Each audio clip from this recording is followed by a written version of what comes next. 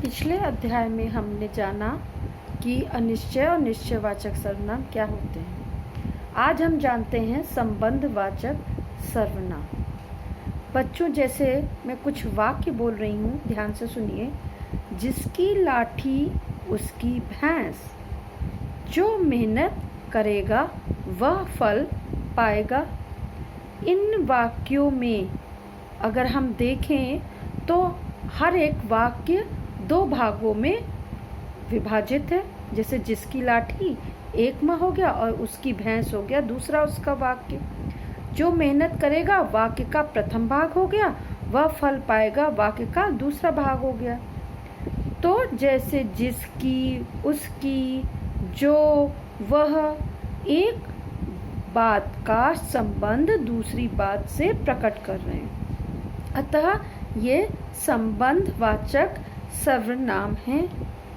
तो हमने जाना जो सर्वनाम शब्द वाक्य में आए, किसी शब्द का उसी वाक्य के किसी दूसरे संज्ञा शब्द या सर्वनाम शब्द से संबंध बताते हैं, वे संबंधवाचक सर्वनाम कहलाते हैं। आइए बच्चों कुछ और उदाहरण देते हैं। जिसने अपराध किया है उसे दंड मिलेगा। अब जिसने का संबंध किसे आ गया? उसे से। जो परिश्रम करेगा वो सफल होगा। जो का संबंध किससे आ गया? वह से। जिसकी फसल अच्छी होगी उसकी आमदनी भी अच्छी होगी। इसका संबंध किससे आ गया? जिसकी का संबंध उसकी से। ठीक है। अब इसके पांचवें सदस्य के बारे में हम जानते हैं। सर्वनाम का पांचवा सदस्य है प्रश्नवाचक सर्वनाम। जब भी हम किसी से प्रश्न पूछते हैं और उसके आखिरी में लग जाता है प्रश्नवाचक चिन्ह, तो जैसा कि इसके नाम में ही है प्रश्नवाचक सर्वनाम, मतलब वाक्य के अंत में क्या लगा होगा? प्रश्नवाचक चिन्ह। आइए अब इसके उदाहरण देखते हैं। तुमने किससे सामान खरीदा? तुम यहाँ क्या कर रहे हो? प्रस्तुत वाक्यों में क्या और किसने शब्दों का प्रयोग किसी अन्य व्यक्ति के लिए या वस्तु के लिए पूछने के लिए किया गया है, अतः ये सभी शब्द प्रश्नवाचक सर्वनाम हैं। तो हमने जाना जो सर्वनाम शब्द किसी व्यक्ति, वस्तु या स्थान के विषय में प्रश्न का बोध कराते हैं, वे प्रश्नवाचक सर्वनाम कहलाते हैं। जैसे इन शब्दों में कौन का प्रयोग अगर किसी व्यक्ति के लिए होता है या क्या शब्द का प्रयोग वस्तु के लिए होता है, तब वहाँ पर हम प्रश्नवाचक चिन्ह लगा देते हैं।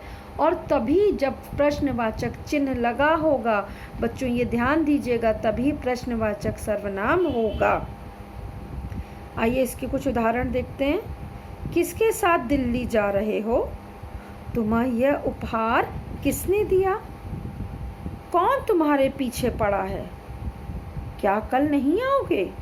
पिताजी के साथ कौन जाएगा? कौन है वहाँ? हमने देखा इन उदाहरणों में किसके, किसने, कौन, क्या आदि जो शब्द आए, इनके आखिरी में प्रश्नवाचक चिन्ह लगा हुआ है, अतः ये सब के सब क्या हुए? प्रश्नवाचक सर्वनाम। आखिरी में इस परिवार का आखिरी सदस्य है निजवाचक सर्वनाम।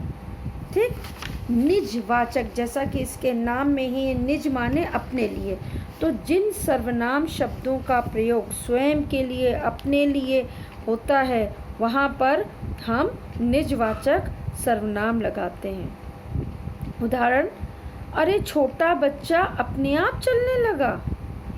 तुम्हें यह काम खुद करना है।